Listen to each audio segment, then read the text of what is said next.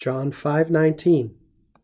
Amen, amen, dico vobis, non potest filius a se facere quiquam, nisi quod viderit patrem facientem. Quaecumque enim illa fecerit, haec et filius similiter facet. Truly, truly, I say to you, the Son is not able by himself to do anything except that which he will have seen his Father doing. For he, the Father, whatever he will have done, these things also the Son in the same way does. This is Jesus' fascinating reply to the charge of the Jewish leaders that he was making himself equal to God by saying that as his Father is working just up until this very moment, so he also is working. This is his answer. And you can flip back to the previous verse if you just want a little bit more context for that. I'm going to confine myself, instead of talking about the very interesting theological implications of what is going on here, I want to just focus on two things. I'm going to confine myself to two things to comment on. Longtime viewers will know that that's an act of great difficulty for me because I'd like to tell you about everything I have thoughts on here. But I just want to note that a se is here more or less equivalent to per se. That is, there's no real idea of separation here, as sometimes occurs with this preposition a or ab. Instead, this is an idiom meaning what we would express in English by saying by himself or through himself, something like that, from his own self-sufficiency. The Son is not able to do anything by himself, on his own. And you can express that in Latin by saying per se, or here, a se. So for instance, if you wanted to use this in your own Latin conversations, you could say, hey, come here and help me. I'm not able to do it. Non possum id facere a me. Or per me, by myself, on my own, please come help me.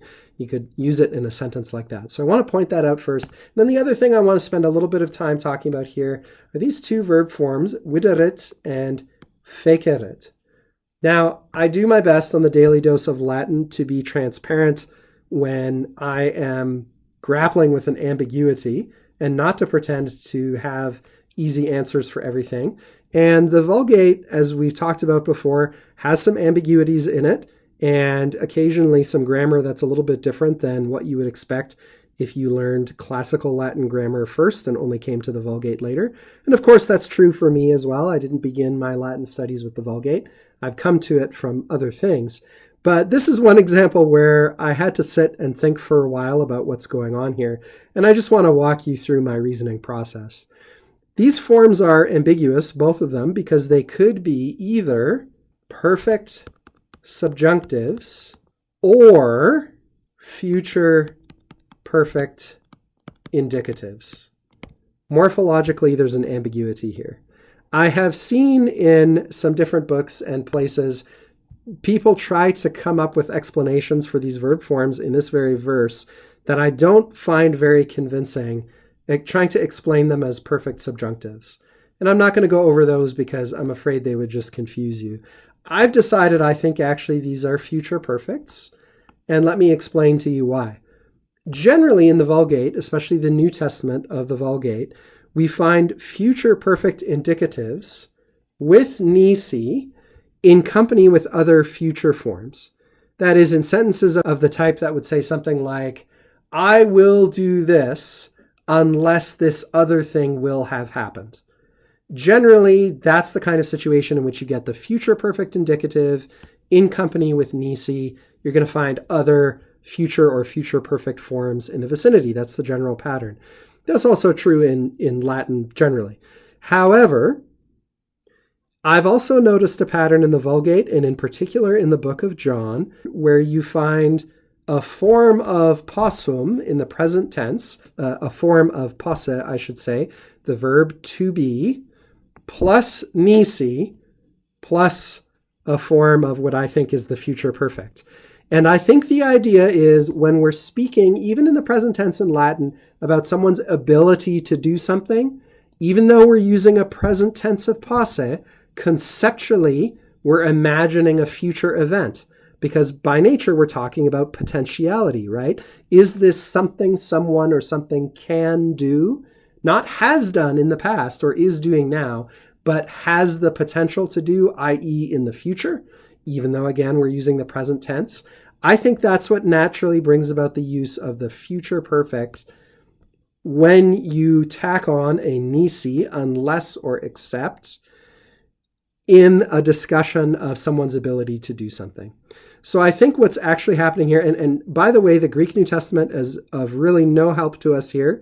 So we're on our own in the Latin here. I think what the evangelist, the translator of the evangelist is saying here is, truly, truly, I tell you, the Son of Man cannot do anything by himself unless, and in English we would say, he sees the Father doing it.